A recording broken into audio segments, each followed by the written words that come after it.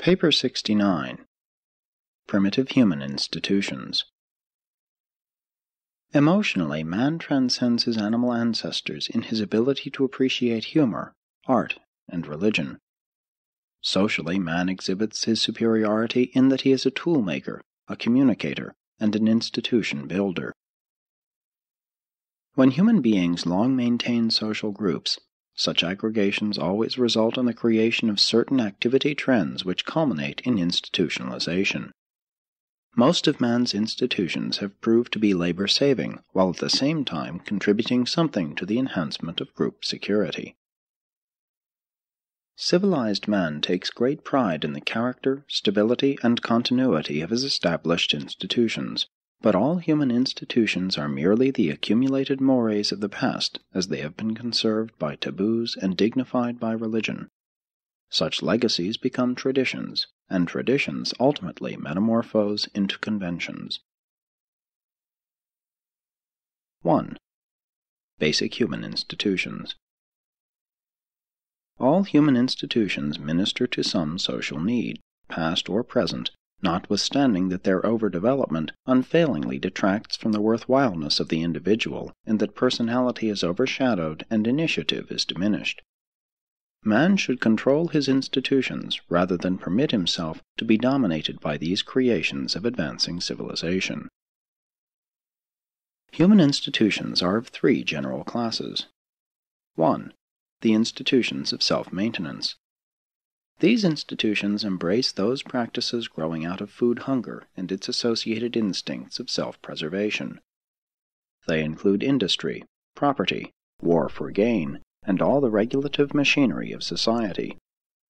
Sooner or later, the fear instinct fosters the establishment of these institutions of survival by means of taboo, convention, and religious sanction. But fear, ignorance, and superstition have played a prominent part in the early origin and subsequent development of all human institutions. 2. The institutions of self-perpetuation. These are the establishments of society growing out of sex hunger, maternal instinct, and the higher tender emotions of the races. They embrace the social safeguards of the home and the school, of family life, education, ethics, and religion. They include marriage customs, war for defense, and home building. 3. The institutions of self-gratification. These are the practices growing out of vanity proclivities and pride emotions, and they embrace customs in dress and personal adornment, social usages, war for glory, dancing, amusement, games, and other phases of sensual gratification. But civilization has never evolved distinctive institutions of self-gratification. These three groups of social practices are intimately interrelated and minutely interdependent the one upon the other. On Urantia, they represent a complex organization which functions as a single social mechanism. 2. The dawn of industry. Primitive industry slowly grew up as an insurance against the terrors of famine. Early in his existence, man began to draw lessons from some of the animals that, during a harvest of plenty, store up food against the days of scarcity. Before the dawn of early frugality and primitive industry, the lot of the average tribe was one of destitution and real suffering. Early man had to compete with the whole animal world for his food. Competition gravity ever pulls man toward the beast level. Poverty is his natural and tyrannical estate. Wealth is not a natural gift. It results from labor, knowledge, and organization. Primitive man was not slow to recognize the advantages of association. Association led to organization, and the first result of organization was division of labor, with its immediate saving of time and materials. These specializations of labor arose by adaptation to pressure, pursuing the paths of lessened resistance. Primitive savages never did any real work cheerfully or willingly. With them, conformity was due to the coercion of necessity. Primitive man disliked hard work, and he would not hurry unless confronted by grave danger. The time element in labor, the idea of doing a given task within a certain time limit, is entirely a modern notion. The ancients were never rushed. It was the double demands of the intense struggle for existence and of the ever-advancing standards of living that drove the naturally inactive races of early man into avenues of industry. Labor, the efforts of design, distinguishes man from the beast, whose exertions are largely instinctive. The necessity for labor is man's paramount blessing. The prince's staff all worked. They did much to ennoble physical labor on Urantia. Adam was a gardener. The God of the Hebrews labored. He was the creator and upholder of all things. The Hebrews were the first tribe to put a supreme premium on industry. They were the first people to decree that he who does not work shall not eat. But many of the religions of the world reverted to the early ideal of idleness.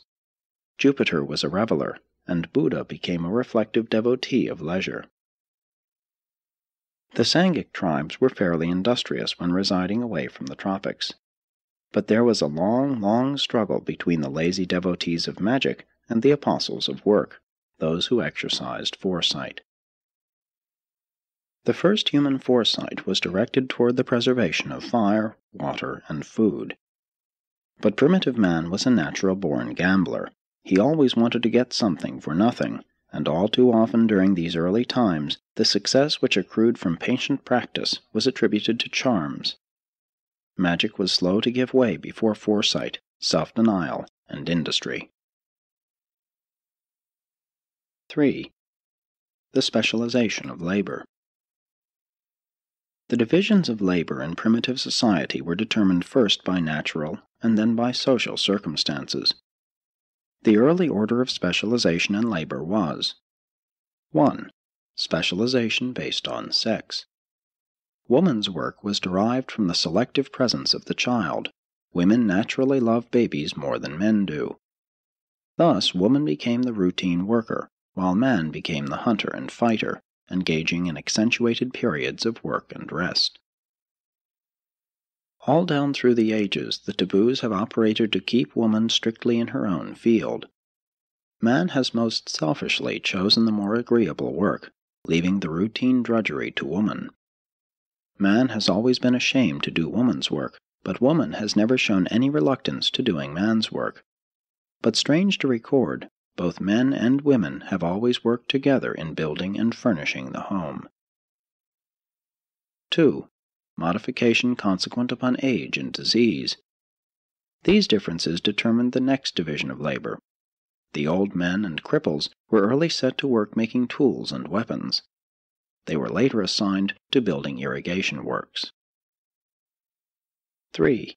Differentiation based on religion. The medicine men were the first human beings to be exempted from physical toil. They were the pioneer professional class. The smiths were a small group who competed with the medicine men as magicians. Their skill in working with metals made the people afraid of them. The white smiths and the blacksmiths gave origin to the early beliefs in white and black magic, and this belief later became involved in the superstition of good and bad ghosts, good and bad spirits.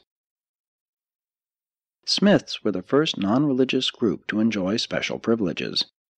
They were regarded as neutrals during war, and this extra leisure led to their becoming, as a class, the politicians of primitive society. But through gross abuse of these privileges, the smiths became universally hated, and the medicine men lost no time in fostering hatred for their competitors. In this first contest between science and religion, superstition, won. After being driven out of the villages, the smiths maintained the first inns, public lodging houses, on the outskirts of the settlements. 4. Master and slave. The next differentiation of labor grew out of the relations of the conqueror to the conquered, and that meant the beginning of human slavery. 5. Differentiation based on diverse physical and mental endowments. Further divisions of labor were favored by the inherent differences in all men. All human beings are not born equal. The early specialists in industry were the flint makers and stonemasons. Next came the smiths. Subsequently, group specialization developed. Whole families and clans dedicated themselves to certain sorts of labor. The origin of one of the earliest castes of priests, apart from the tribal medicine men, was due to the superstitious exaltation of a family of expert sword makers. The first group specialists in industry were rock salt exporters and potters. Women made the plain pottery, and men the fancy. Among some tribes, sewing and weaving were done by women, in others by the men. The early traders were women. They were employed as spies, carrying on commerce as a sideline. Presently trade expanded, the women acting as intermediaries, jobbers. Then came the merchant class, charging a commission, profit, for their services. Growth of group barter developed into commerce, and following the exchange of commodities came the exchange of skilled labor. 4. The beginnings of trade. Just as marriage by contract followed marriage by capture, so trade by barter followed seizure by raids. But a long period of piracy intervened between the early practices of silent barter and the later trade by modern exchange methods. The first barter was conducted by armed traders who would leave their goods on a neutral spot. Women held the first markets. They were the earliest traders, and this was because they were the burden bearers. The men were warriors. Very early the trading counter was developed, a wall wide enough to prevent the traders reaching each other with weapons. A fetish was used to stand guard over the deposits of goods for silent barter. Such marketplaces were secure against theft. Nothing would be removed except by barter or purchase. With a fetish on guard, the goods were always safe. The early traders were scrupulously honest within their own tribes, but regarded it as all right to cheat distant strangers. Even the early Hebrews recognized a separate code of ethics in their dealings with the Gentiles. For ages, silent barter continued before men would meet unarmed on the sacred marketplace. These same market squares became the first places of sanctuary, and in some countries were later known as cities of refuge. Any fugitive reaching the marketplace was safe and secure against attack. The first weights were grains of wheat and other cereals. The first medium of exchange was a fish or a goat. Later, the cow became a unit of barter. Modern writing originated in the early trade records. The first literature of man was a trade promotion document, a salt advertisement. Many of the earlier wars were fought over natural deposits such as flint, salt, and metals. The first formal tribal treaty concerned the intertribalizing of a salt deposit. These treaty spots afforded opportunity for friendly and peaceful interchange of ideas and the intermingling of various tribes. Writing progressed up through the stages of the message stick, knotted cords, picture writing, hieroglyphics, and wampum belts, to the early symbolic alphabets. Message sending evolved from the primitive smoke signal up through runners, animal riders, railroads, and airplanes, as well as telegraph, telephone, and wireless communication. New ideas and better methods were carried around the inhabited world by the ancient traders. Commerce, linked with adventure, led to exploration and discovery, and all of these gave birth to transportation. Commerce has been the great civilizer through promoting the cross-fertilization of culture. 5. The beginnings of capital. Capital is labor applied as a renunciation of the present in favor of the future. Savings represent a form of maintenance and survival insurance.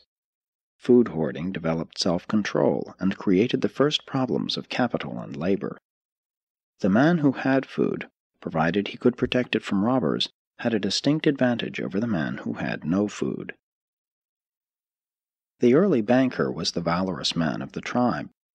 He held the group treasures on deposit, while the entire clan would defend his hut in event of attack. Thus, the accumulation of individual capital and group wealth immediately led to military organization. At first, such precautions were designed to defend property against foreign raiders, but later on it became the custom to keep the military organization in practice by inaugurating raids on the property and wealth of neighboring tribes. The basic urges which led to the accumulation of capital were: 1. Hunger, associated with foresight. Food saving and preservation meant power and comfort for those who possessed sufficient foresight thus to provide for future needs. Food storage was adequate insurance against famine and disaster, and the entire body of primitive mores was really designed to help man subordinate the present to the future. 2. Love of family, desire to provide for their wants. Capital represents the saving of property in spite of the pressure of the wants of today, in order to insure against the demands of the future. A part of this future need may have to do with one's posterity. 3. Vanity, longing to display one's property accumulations. Extra clothing was one of the first badges of distinction. Collection vanity early appealed to the pride of man. 4. Position, eagerness to buy social and political prestige. There early sprang up a commercialized nobility, admission to which depended on the performance of some special service to royalty, or was granted frankly for the payment of money. 5. Power, the craving to be master. Treasure lending was carried on as a means of enslavement, 100% a year being the loan rate of these ancient times.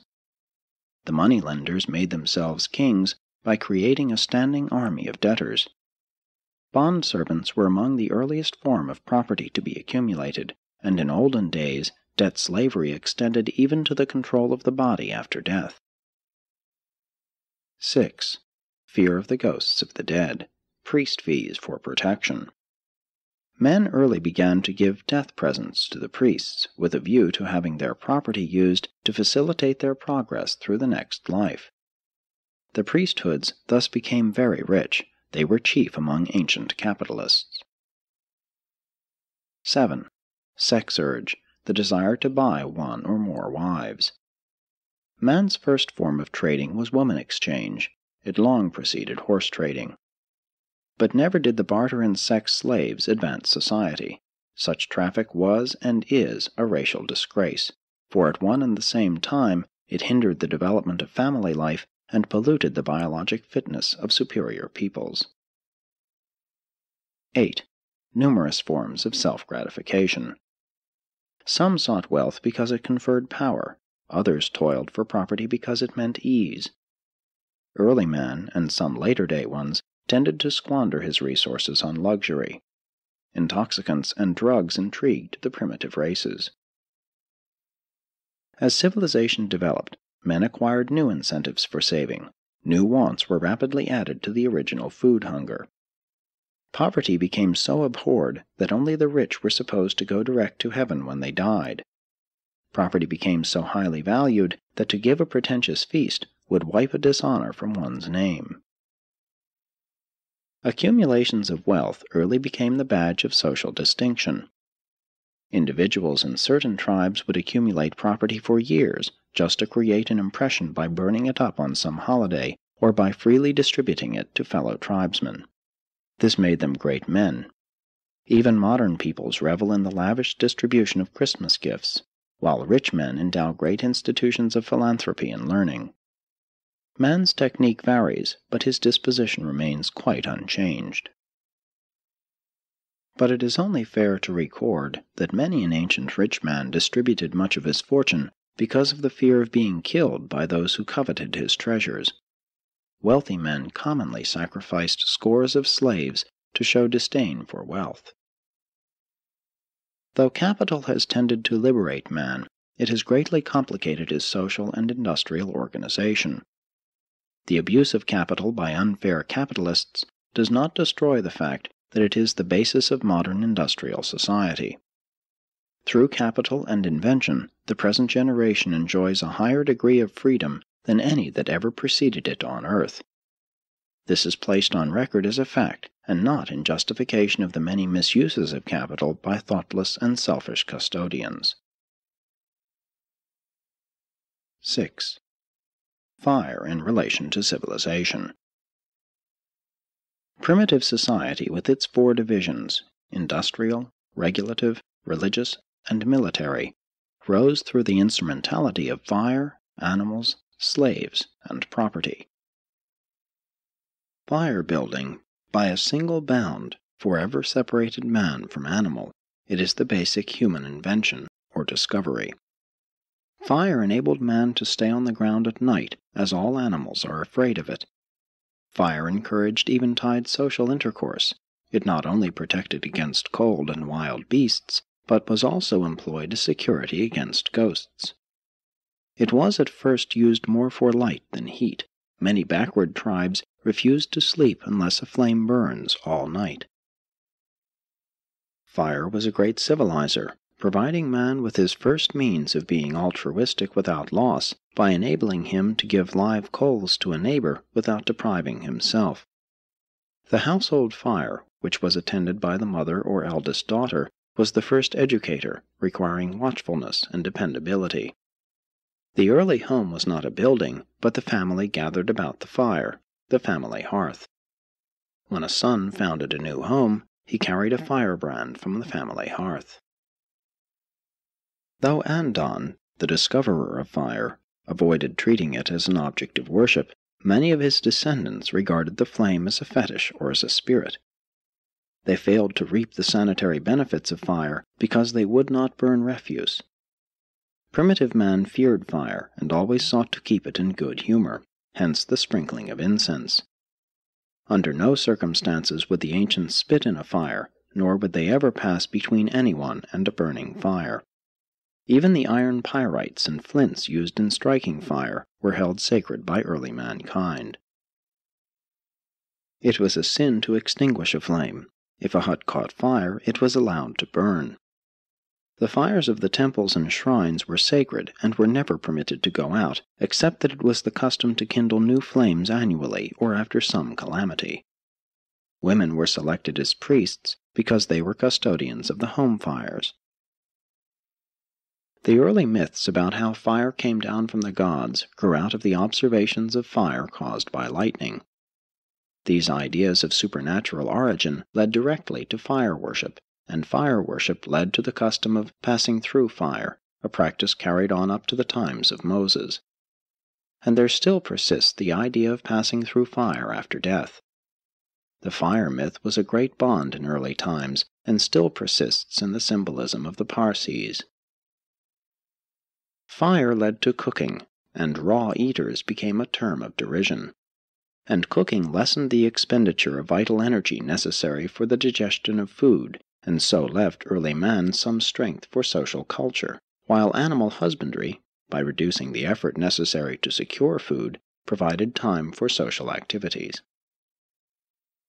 It should be remembered that fire opened the doors to metalwork and led to the subsequent discovery of steam power and the present-day uses of electricity. 7. The utilization of animals. To start with, the entire animal world was man's enemy. Human beings had to learn to protect themselves from the beasts. First, man ate the animals, but later learned to domesticate and make them serve him. The domestication of animals came about accidentally. The savage would hunt herds much as the American Indians hunted the bison. By surrounding the herd, they could keep control of the animals, thus being able to kill them as they were required for food. Later, corrals were constructed, and entire herds would be captured. It was easy to tame some animals, but like the elephant, many of them would not reproduce in captivity. Still later on, it was discovered that certain species of animals would submit to man's presence, and that they would reproduce in captivity. The domestication of animals was thus promoted by selective breeding, an art which has made great progress since the days of Dalmatia. The dog was the first animal to be domesticated, and the difficult experience of taming it began when a certain dog, after following a hunter around all day, actually went home with him. For ages, dogs were used for food, hunting, transportation, and companionship. At first, dogs only howled, but later on they learned to bark. The dog's keen sense of smell led to the notion it could see spirits, and thus arose the dog fetish cults.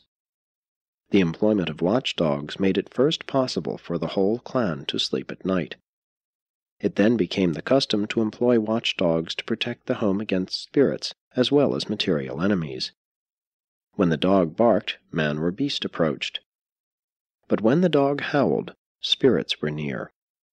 Even now many still believe that a dog's howling at night betokens death. When man was a hunter, he was fairly kind to woman, but after the domestication of animals, coupled with the Caligastia confusion, many tribes shamefully treated their women. They treated them altogether too much as they treated their animals. Man's brutal treatment of woman constitutes one of the darkest chapters of human history. 8. Slavery as a factor in civilization. Primitive man never hesitated to enslave his fellows. Woman was the first slave, a family slave. Pastoral man enslaved woman as his inferior sex partner. This sort of sex slavery grew directly out of man's decreased dependence upon woman. Not long ago, enslavement was the lot of those military captives who refused to accept the conqueror's religion. In earlier times, captives were either eaten, tortured to death, set to fighting each other, sacrificed to spirits, or enslaved. Slavery was a great advancement over massacre and cannibalism. Enslavement was a forward step in the merciful treatment of war captives. The ambush of Ai, with the wholesale slaughter of men, women, and children, only the king being saved to gratify the conqueror's vanity, is a faithful picture of the barbaric slaughter practiced by even supposedly civilized peoples. The raid upon Og, the king of Bashan, was equally brutal and effective. The Hebrews utterly destroyed their enemies, taking all their property as spoils. They put all cities under tribute on pain of the destruction of all males. But many of the contemporary tribes, those having less tribal egotism, had long since begun to practice the adoption of superior captives. The hunter, like the American red man, did not enslave. He either adopted or killed his captives. Slavery was not prevalent among the pastoral peoples, for they needed few laborers. In war, the herders made a practice of killing all men captives and taking as slaves only the women and children. The Mosaic Code contained specific directions for making wives of these women captives. If not satisfactory, they could be sent away, but the Hebrews were not allowed to sell such rejected consorts as slaves. That was at least one advance in civilization. Though the social standards of the Hebrews were crude, they were far above those of the surrounding tribes. The herders were the first capitalists. Their herds represented capital, and they lived on the interest, the natural increase. And they were disinclined to trust this wealth to the keeping of either slaves or women. But later on they took male prisoners and forced them to cultivate the soil. This is the early origin of serfdom, man attached to the land. The Africans could easily be taught to till the soil, hence they became the great slave race. Slavery was an indispensable link in the chain of human civilization. It was the bridge over which society passed from chaos and indolence to order and civilized activities. It compelled backward and lazy peoples to work, and thus provided wealth and leisure for the social advancement of their superiors. The institution of slavery compelled man to invent the regulative mechanism of primitive society. It gave origin to the beginnings of government. Slavery demands strong regulation, and during the European Middle Ages virtually disappeared because the feudal lords could not control the slaves. The backward tribes of ancient times, like the native Australians of today, never had slaves. True, slavery was oppressive, but it was in the schools of oppression that man learned industry. Eventually, the slaves shared the blessings of a higher society which they had so unwillingly helped create.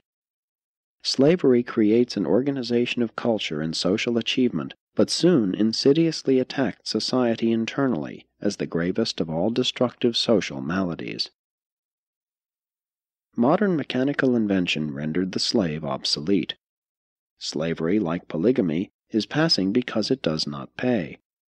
but it has always proved disastrous suddenly to liberate great numbers of slaves. Less trouble ensues when they are gradually emancipated.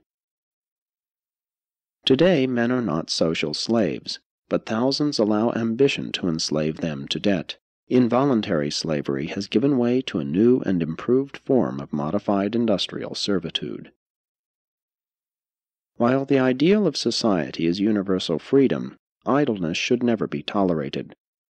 All able-bodied persons should be compelled to do at least a self-sustaining amount of work. Modern society is in reverse. Slavery has nearly disappeared. Domesticated animals are passing. Civilization is reaching back to fire, the inorganic world, for power. Man came up from savagery by way of fire, animals, and slavery. Today he reaches back, discarding the help of slaves and the assistance of animals, while he seeks to wrest new secrets and sources of wealth and power from the elemental storehouse of nature. 9. Private property.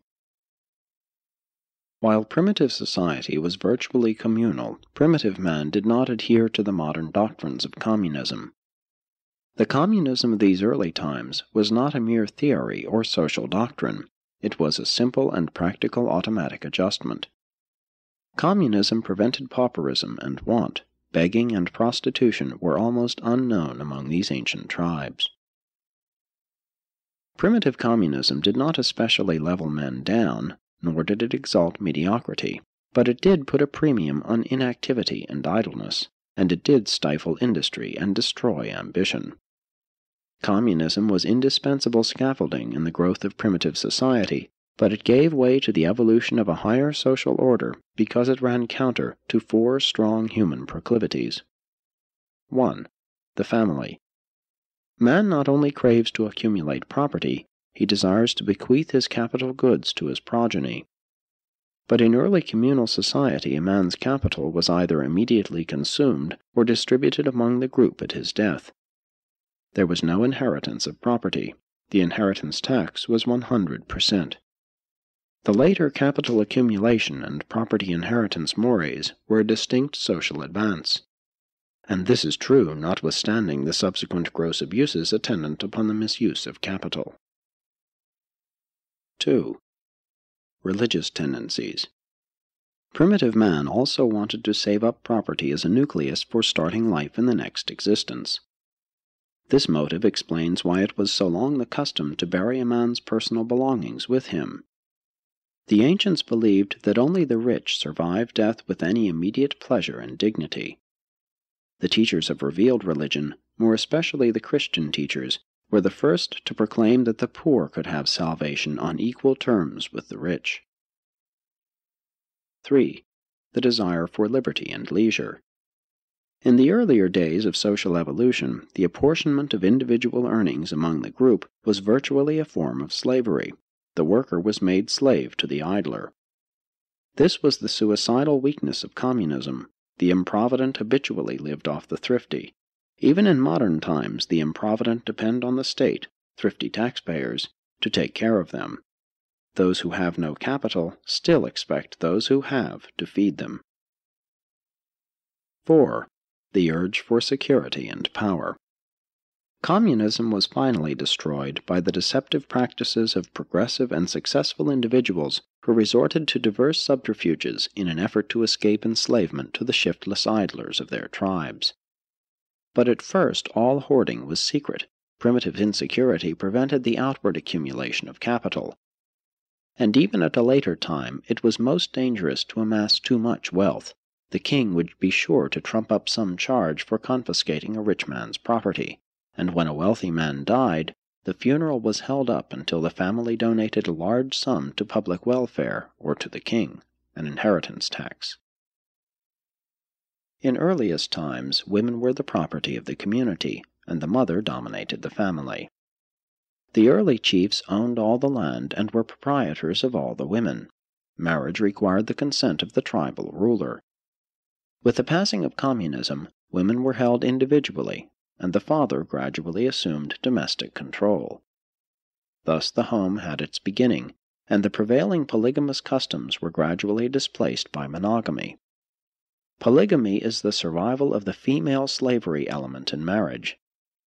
Monogamy is the slave-free ideal of the matchless association of one man and one woman in the exquisite enterprise of home-building, offspring-rearing, mutual culture, and self-improvement.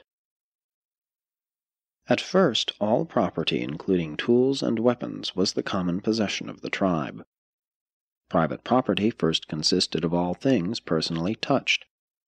If a stranger drank from a cup, the cup was henceforth his. Next, any place where blood was shed became the property of the injured person or group. Private property was thus originally respected because it was supposed to be charged with some part of the owner's personality. Property honesty rested safely on this type of superstition. No police were needed to guard personal belongings. There was no stealing within the group, though men did not hesitate to appropriate the goods of other tribes. Property relations did not end with death. Early, personal effects were burned, then buried with the dead, and later inherited by the surviving family or by the tribe. The ornamental type of personal effects originated in the wearing of charms. Vanity plus ghost fear led early man to resist all attempts to relieve him of his favorite charms, such property being valued above necessities. Sleeping space was one of man's earliest properties. Later, home sites were assigned by the tribal chiefs, who held all real estate in trust for the group. Presently, a fire site conferred ownership, and still later, a well constituted title to the adjacent land. Water holes and wells were among the first private possessions.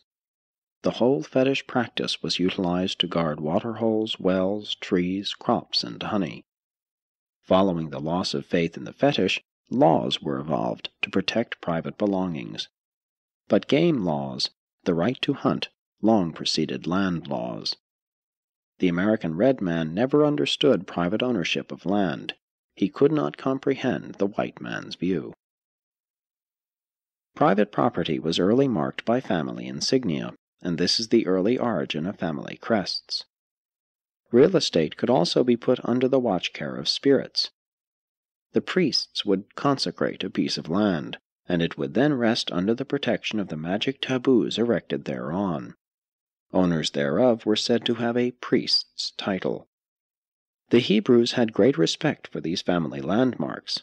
Cursed be he who removes his neighbor's landmark. These stone markers bore the priest's initials. Even trees, when initialed, became private property. In early days, only the crops were private, but successive crops conferred title. Agriculture was thus the genesis of the private ownership of land. Individuals were first given only a life tenureship. At death, land reverted to the tribe. The very first land titles granted by tribes to individuals were graves, family burying grounds. In later times, land belonged to those who fenced it. But the cities always reserved certain lands for public pasturage and for use in case of siege. These commons represent the survival of the earlier form of collective ownership. Eventually, the state assigned property to the individual, reserving the right of taxation. Having made secure their titles, landlords could collect rents, and land became a source of income, capital. Finally, land became truly negotiable, with sales, transfers, mortgages, and foreclosures. Private ownership brought increased liberty and enhanced stability, but private ownership of land was given social sanction only after communal control and direction had failed, and it was soon followed by a succession of slaves, serfs, and landless classes. But improved machinery is gradually setting men free from slavish toil. The right to property is not absolute, it is purely social. But all government, law, order, civil rights, social liberties, conventions, peace, and happiness, as they are enjoyed by modern peoples, have grown up around the private ownership of property. The present social order is not necessarily right, not divine or sacred, But mankind will do well to move slowly in making changes. That which you have is vastly better than any system known to your ancestors. Make certain that when you change the social order, you change for the better. Do not be persuaded to experiment with the discarded formulas of your forefathers. Go forward, not backward. Let evolution proceed. Do not take a backward step. Presented by Melchizedek of Nebadon.